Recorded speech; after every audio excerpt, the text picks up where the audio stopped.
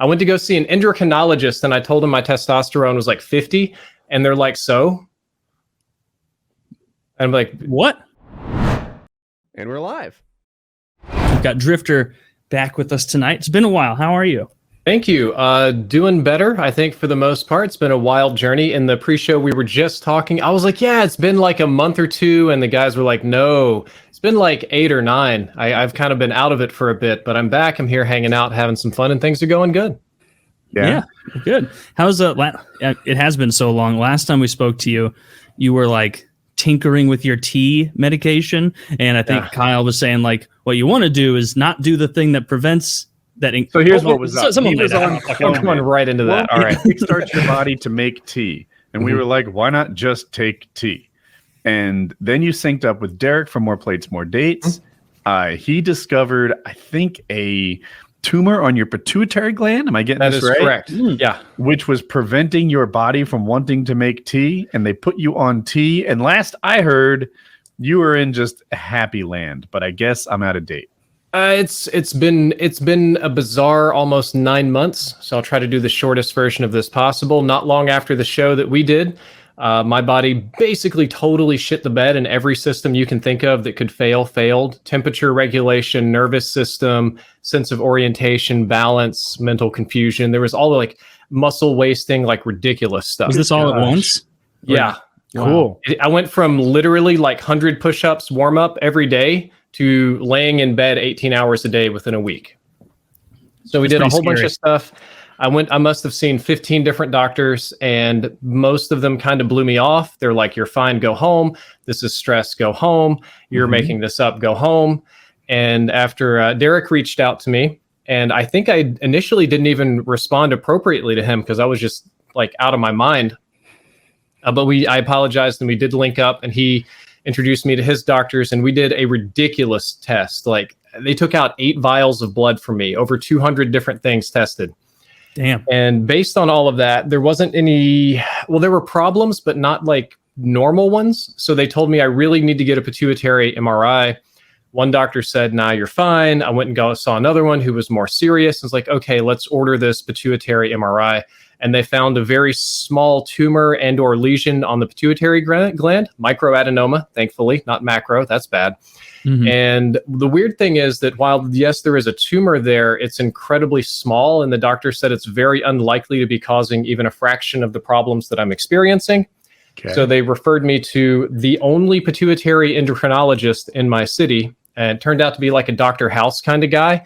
And instead of the doctors, no. Like all the doctors are like just blowing you off. Lupus. Go home, eat healthy. Don't, you should work out more, some crap like that. Yeah. And this guy just comes in, is like, I've never seen this before. That's exciting. Let's figure out what's going on. And he put me on this program of trying basically a new med every 2 months and testing to see if he could kind of isolate what system was going wrong.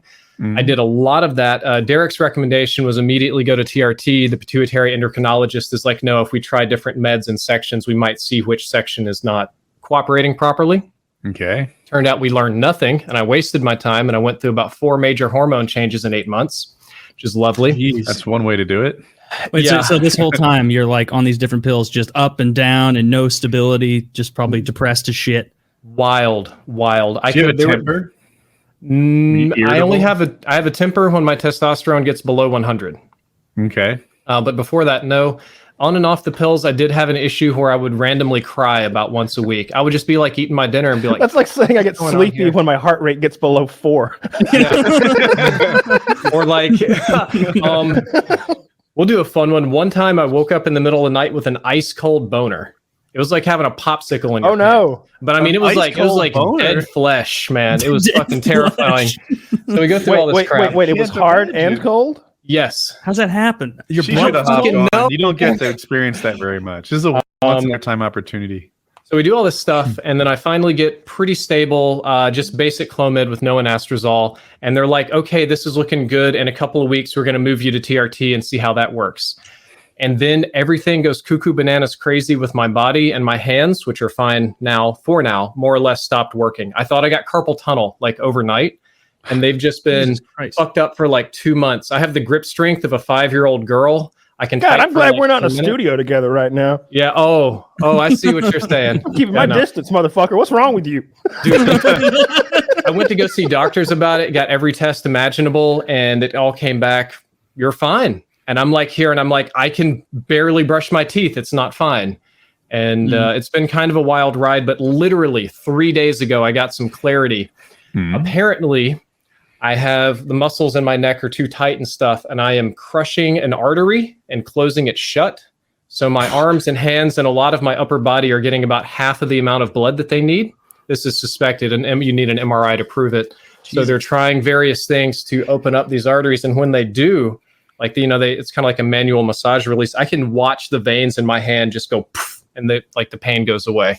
So let's hope that trend continues. But dude, I've been all over the world, like more doctors and more crap, barely uploading to YouTube.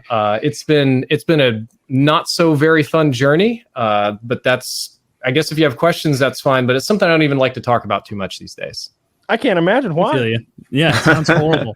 It sounds really, really difficult to deal with. Oh goodness. Just totally dominating your life and not getting answers. The thing is, it's ongoing, huh? Like this is just an ongoing, continuing thing. That's rough, man. I'm sorry. I have to go see a geneticist on Monday. Geneticist? We're hitting the point where it's kind of like, what do you want to name your disease?